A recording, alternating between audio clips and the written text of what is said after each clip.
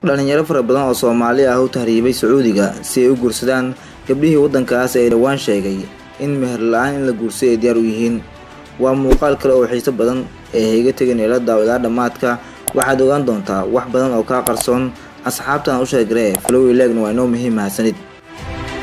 Waxay ka tageen dhalintan qaar ka mid ah deegaanada maamulada dalka iyo gobolka Banaadir oo ay ku noolaayeen iyagoo u baxay sidii ugu faa'iideysan lahaayeen fursadda ay siiyeen gabdhaha Carabta ee meher la'aanta in la guursado shaaciyay dhawaan.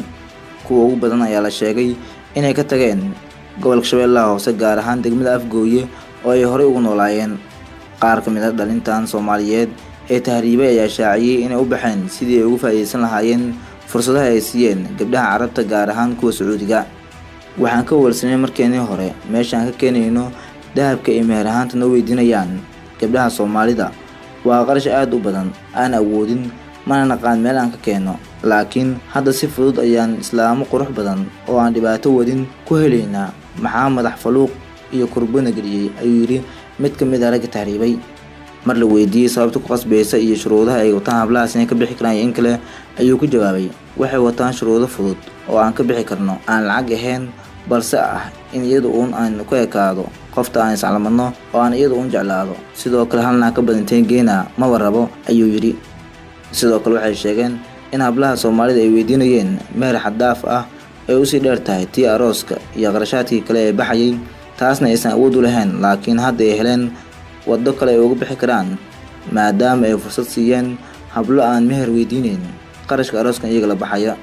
Gabdhihii u dhashay dalkaasi Sacuudiga ee dhawaan shaaciyay inay diyaar u yihiin in ragga Soomaalida ay meher la'aan guursadaan ayaa badankood u diyaar garoobay sidii u soo dhaweyn lahaayeen dhalinyarada u tahriibay dalkaasi Sacuudiga. Waan soo dhaweynaynaa ragga Soomaalida ee hablahooda ay ku qaaliyeen guurka, waxaan inagu diyaar u nahnay in shuruud la'aan aan isguursano, nolol wadaagna aan noqono ayay tiri mid ka mid ah hablaha guurdoonka ah ee u dhashay dalkaasi Sacuudiga. Waxay fariin dheer u dirtay hablaha Soomaalida waxayna tiri gabadhii haysan weyda wiilkii muddada dheer ee jecel wadaag ahaayeen balse qarashka ay ku xujeysay ama ay ka dorbiday, annaga ayaa idin haynayna oo jecel la wadaagi doona. Ogaada gabdho badan oo Soomaali ah oo arintan ka xanaaqay ayaa iyaguna waxay fariin u direen ragga Soomaalida ee u tahriibay dalka Sacuudiga ee guurdoonka ah. Waa tahriibi kartaan nin qarash yar aan weydiinay bixi waaye walba jaceylkiisa daacad muusan ka ahayn. Kuwa ay daacad ka tahay waa kuwa bixiya jaceylkoodana siiya lacagta yar ay weydiiso. Ogaadana Soomaalidiina wax idin dhaama ma lahan. Waxaa jiro dhalinyaro badan oo Soomaaliyeed oo dalka jooga kuwa oo doonaya hablahaas oo qaarkood la sheegay in dalka ku soo wajahan yihiin. Dhawaan waxaan soo bandhigi doonaa lambarada iyo emailada qaar ka mid ah hablahaas ku soo wajahan dalka ee u dhashay wadamada Lubnaan iyo Sacuudiga.